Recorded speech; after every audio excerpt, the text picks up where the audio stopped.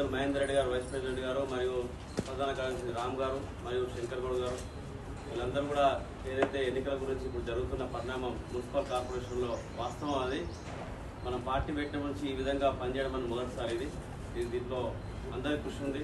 దానికి ఈరోజు జరుగుతున్న జిల్లాల వాళ్ళు అందరూ కూడా ఇప్పుడు కూడా ఈరోజు కూడా ఇంకా కష్టపడుతూనే ఉన్నారు. జిల్లాలలో అందరూ వాళ్ళు అక్కడ ఉంటే మళ్ళీ నిన్న మహేందర్ రెడ్డి గారు, రామ్ గారు, ఇంత శంకర్ గారితో మాట్లాడుకొని మనం ఇమ్మీడియట్లీగా టేకప్ చేయాలి గ్రేటర్ అని చెప్పేసి ఒక నిర్ణయం తీసుకొని ఈరోజు వెంటనే అక్కడ ఎన్నికలు జరుగుతున్న తరుణంలో కూడా ఈరోజు సమావేశం ఏర్పాటు చేయడం జరిగింది.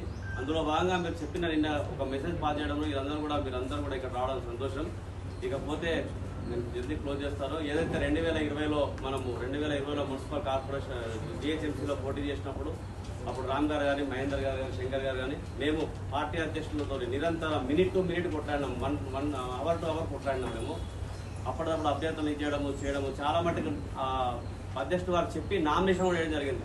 చివరిగా బీఫామ్ ఇచ్చే సమయంలో బీఫామ్లో మీద సంతకాలు కూడా మహేందర్ రెడ్డి గారు సిగ్నేచర్ చేయడం జరిగింది. ఆ రోజు చివరి నిమిషంలో పార్టీ అధ్యక్షుడు గారికి పైకెళ్ళి మన జాతీయ స్థాయి నుండి వచ్చిన ఒత్తిడి వల్ల వారు ఒక నిర్ణయం తీసుకోవడం జరిగింది. ఆ నిర్ణయమే ఈరోజు పవన్ కళ్యాణ్ గారు మరీ చెప్పాడు. మొన్న మనోహర్ గారితో కూడా చెప్పించారు. ఏదైతే తెలంగాణలో గ్రేటర్ హైదరాబాద్లో పార్టీ శ్రేణులు చేసిన ఒక త్యాగ ఫలితమే ఈరోజు ఆంధ్రప్రదేశ్లో మనం గవర్నమెంట్లో ఉన్నామని చెప్పి అందరూ అంటే మనకు ఒక మంచి పార్టీ అధ్యక్షుడు గారు ఒక పెద్ద స్థాయిలో మనం చూస్తున్నారు. అది గమనించి మీరందరూ కూడా అందుకే అక్కడ ఏపీలో కూడా ఎలాంటి కార్యక్రమం చేసినా మన నియోజకవర్గ ఇన్ఛార్జ్ ఇచ్చినప్పుడు కూడా అక్కడ ఏపీలో ఉన్న వారికి ఒక్కరు కూడా ఇన్ఛార్జ్ బాధ్యత ఇవ్వకుండా ఆయన యజ్ఞాలు పూజలు పెట్టుకున్న సందర్భంలో కూడా నాకు తెలంగాణ వాళ్ళు ముఖ్యమని చెప్పి తెలంగాణ వాళ్ళకి పిలిచి అక్కడ అప్పుడు 25 మంది సంథింగ్ 24 మందికో మనకి ఇన్ఛార్జ్ బాధ్యత ఇవ్వడం జరిగింది. ఆ రోజు కూడా పూజా కార్యక్రమం కూడా అది కూడా మన మొదటి ప్రియారిటీ మన తెలంగాణకి ఇవ్వడం జరిగింది. అంటే తెలంగాణ అంటే పవన్ కళ్యాణ్ గారికి ఎంత ప్రేమ, మనం అంటే ఎంత ఇష్టమో మనకు అర్థం కాలని విషయాన్ని మీ ప్రస్తావన తీసుకొస్తున్నాం మీ ముందుకి. ఇకపోతే ఏంటంటే ఇప్పుడు ఏదైతే జరుగుతున్న ఎన్నికల్లో ఇప్పుడు రేపు రాబోయే ఎప్పుడైనా రావచ్చు నోటిఫికేషన్. ఆల్రెడీ ఈ ఎన్నికలు రిజల్ట్ రాగానే వాళ్ళు ప్రభుత్వాలు ఆల్రెడీ అన్ని రెడీ చేసుకున్నారు. ఏదైతే 3 విభాగాలుగా విభజించడం జరిగింది. ఒక గ్రేటర్ హైదరాబాద్ ని 300 డివిజన్లు చేసి అక్కడ సైబరాబాద్, హైదరాబాద్, మల్కాజ్గిరి అని 3 భాగాలు విభజించి 3 మేయర్లుగా చేయడం జరిగింది ప్రభుత్వం. అది కొద్ది రోజుల్లో నోటిఫికేషన్ వేసినామని రావచ్చు. దీనికి ఈ రోజు పెట్టిన రామ్ గారు మేమంతా మాట్లాడి ఈరోజు సమావేశం సంతోషం. దీన్ని సేమ్ ఇప్పుడు రామ్ గారు చెప్పినారు, ఏదైతే బయోడేటా గెలిపి ఇక్కడ ఇచ్చేసి ఆఫీస్ ఇచ్చేసి పోతే కాదు. ఈ రోజు బయోడేటా ఇచ్చిన వాళ్ళు రేపటి నుంచి డివిజన్లో తిరగాలి. ఈ బయోడేటా ఇవ్వడం కాదు, మీరు డివిజన్లో తిరుగుతూనే పార్టీలు గుర్తుపడతాయి, మిగతా పార్టీలు గుర్తుపడతాయి. ఈ బయోడేటా ఎవరైతే ఆడ డివిజన్లో ఒక్కరున్నారా, ఇద్దరున్నారా, ముగ్గురున్నా పర్వాలేదు, లాస్ట్ ఫైనల్ గా స్టేట్ ఎవరైతే నాయకులు ఉంటారో వాళ్ళు దాన్ని పరిగణన తీసుకుంటారు.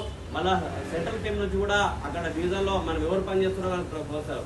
ఒక్కరున్నా ఇద్దరున్నా పోటాపోటీగా చేయండి. మీరు ఎలాంటి రూపాయి ఖర్చు పెట్టకుండా చేయొచ్చు. ఎందుకంటే ప్రభుత్వ పథకాలు ఎక్కడ కూడా చెల్లుబాటులో లేవు, ఎక్కడ కూడా వదిలేవు.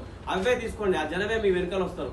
ఆ ప్రభుత్వ ఫలాలు ఏదైతే జనంకి రావాల్సి ఉన్నాయో అవిట్ల మీద దృష్టి పెట్టి అక్కడ స్ట్రీట్ లైట్ కావచ్చు, రోడ్లు కావచ్చు, డ్రైనేజ్ కావచ్చు, ఎనీవేర్ ఏవైనా ఉన్నప్పటికీ కూడా దాన్ని దృష్టిలో పెట్టుకొని ఈ రోజు అప్లికేషన్ ఎవరైతే ఇస్తారో రేపటి నుండి వాళ్ళు పాదయాత్ర మొదలుపెట్టండి మీ డివిజన్లో.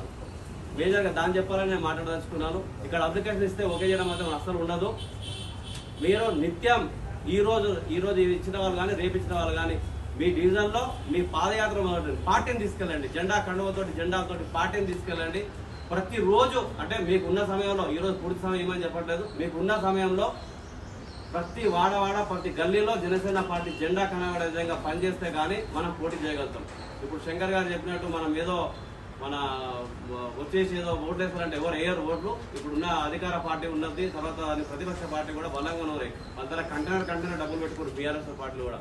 మనం దానికి సరిపోము. మన పార్టీ అధ్యక్షులు కూడా మేము రాష్ట్ర నాయకత్వంతో కూర్చొని మాట్లాడినప్పుడు పవన్ కళ్యాణ్ ఏం చెప్తారంటే, నా అభిమానులు ప్రతి చోట ఉన్నారు, వాళ్ళని వెలికి తీయడం చెప్తున్నారు. అంటే మనం పోతే కానీ వాళ్ళు బయటకు వస్తారు.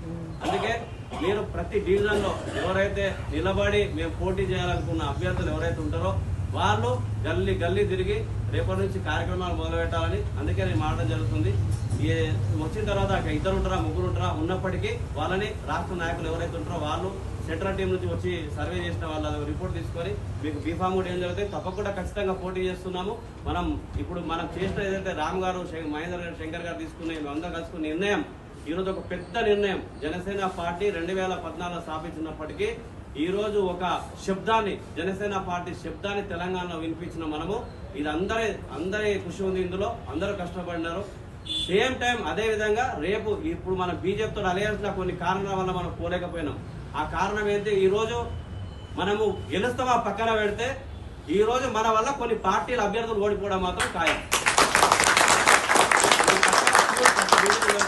ఇప్పుడు ఉన్న బీజేపీ పార్టీ ఇమ్మీడియట్ గా పార్టీ అధ్యక్షుడు గారి దగ్గర కానీ లేదా మహేందర్ రెడ్డి రామ్ గారు కానీ ఫోన్ చేసి మన దగ్గరకు వచ్చి మనకు పక్కా టికెట్లు ఇస్తారు, అలయన్స్ లో కంపల్సరీ పోటీ చేస్తాము.